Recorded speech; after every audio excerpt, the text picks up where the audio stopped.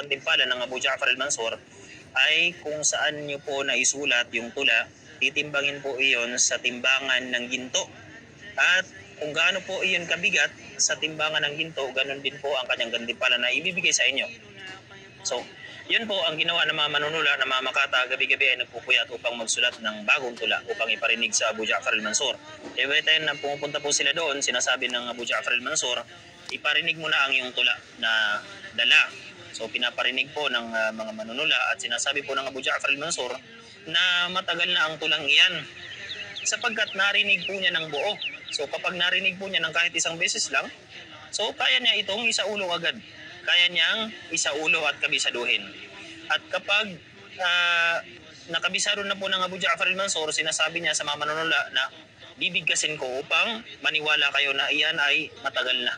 So bibigkasin po iyan ng Abu Ja'far al-Mansur mula sa simula hanggang sa dulo. So kapag nabigkas na po niya, ibig sabihin ay dalawang ulit ng nabanggit o nabigkas yung tula. Dalawang beses nang narinig ng batang lalaki na kanyang kasakasama. So tatawagin niya ngayon yung gulam, yung batang lalaki. Pumunta ka dito o gulam. At ipapaulit po niya ang pagbigkas sa tula na iyon. So narinig na ng batang lalaki ng dalawang beses. So kaya niya pong isaulo at kaya niyang bigkasin din, kabisaduhin at i-report ng aktwal ang tula. So sasabihin po iyon ng batang lalaki mula sa simula hanggang sa dulo. At after nun, so ibig sabihin 3 ulit na nadinig yung tula. Tatawagin na naman niya yung kanyang alipin na babae at ipapareport na naman yung tula. At i-report din yun ng kanyang alipin na babae sapagkat 3 beses nang nadinig. Ang unang beses ay sa time na nag-report yung manunula, yung Makata. Pangalawa, sa time ng inulit ito ng Abu Ja'far al-Mansur. Pangatlo, sa time na inulit ito ng batang lalaki. So 3 beses na naisaulo din kaagad ng kanyang aliping babae. So i-report na naman niya ito at doon po magtataka yung mga manunula. Sila ay magtataka sapagkat nagpuyat po sila ng ilang gabi upang magsulat ng bagong tula. Yun pala, bago nila ipadinig sa Abu Ja'far al-Mansur ay naisaulo na pala ito ng 3 tao, yung Abu Ja'far al-Mansur, yung kanyang kasamang batang lalaki at yung kanyang aliping babae. So one day, isang araw, umuwi po yung al-Asma'i sa kanyang lugar at napansin niya nga yung mga manunula na nag-uusap-usap. Sila po ay nag-uusap-usap at saka nagtataka bakit naisaulo na ng 3 ang kanilang mga tula na bagong sulat lamang.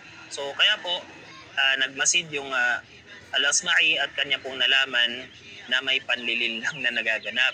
At yun pala, ang Abu Ja'far al-Mansur ay napakatalas ng kanyang memorya, kaya niyang isaulo ang tula sa unang beses na kanya itong marinig at naisasaulo ng batang lalaki.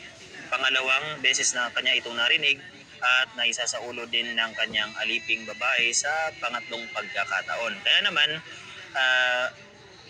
ang al-Asma'i ay gumawa po siya ng napakahirap na tula. Gumawa siya ng tula na napapaloob dito ang mga salita na bagong salita at yung iba walang kahulugan. Panglito lang talaga sa Abu Ja'far al-Mansur upang hindi niya ito kayang kabisaduhin.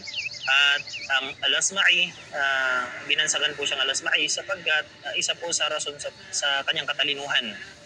At ang kanyang ginawa, sapagkat kilala po siya sa kanilang lugar na matalino sa paggawa ng tula, matalino din sa wikang Arabic, ang kanyang ginawa ay nagbalat kayo po siya.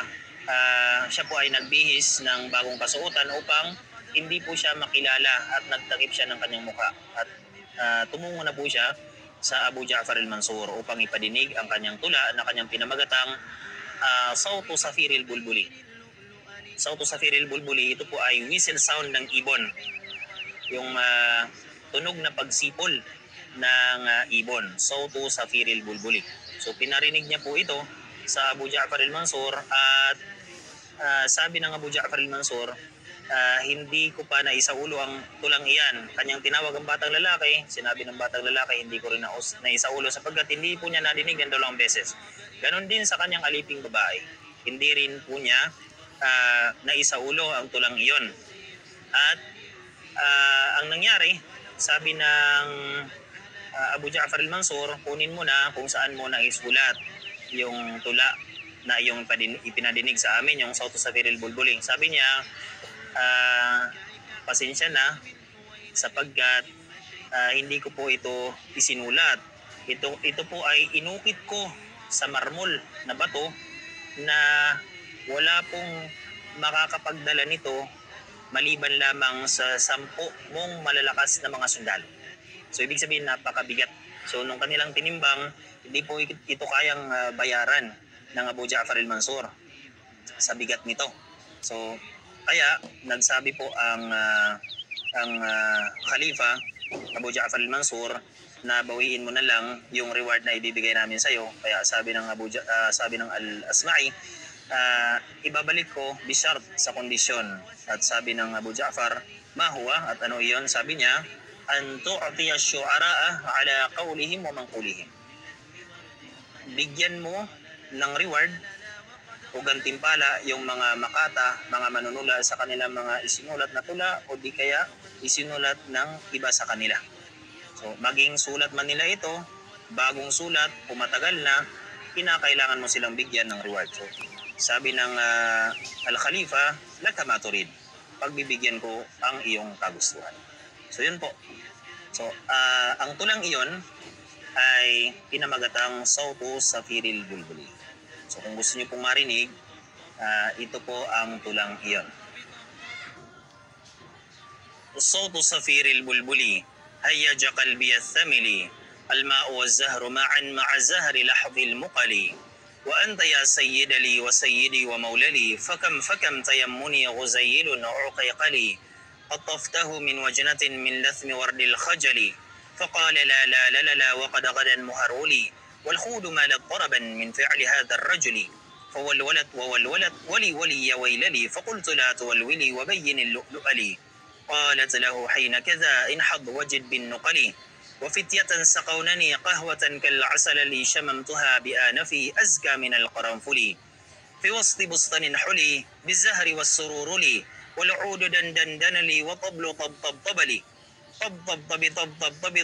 طب لي والسقف قد سقسق لي والرقص قد طاب إلي شوى وشاهش على ورق سفرجلي وغرد القمر يصيح ملل في مللي ولو تراني راكبا على حمار أهزلي يمشي على 3 كمشة العرنجل والناس ترجم جملي في السوق بالقلقلل والكل كعك خلفي ومن حويللي لكن مشيت هاربا من خشية العقنقل إلى لقاء ملك معظم مبجل يأمرني بخلعة حمراء كالدمدمل أجر فيها ماشيا مبغددا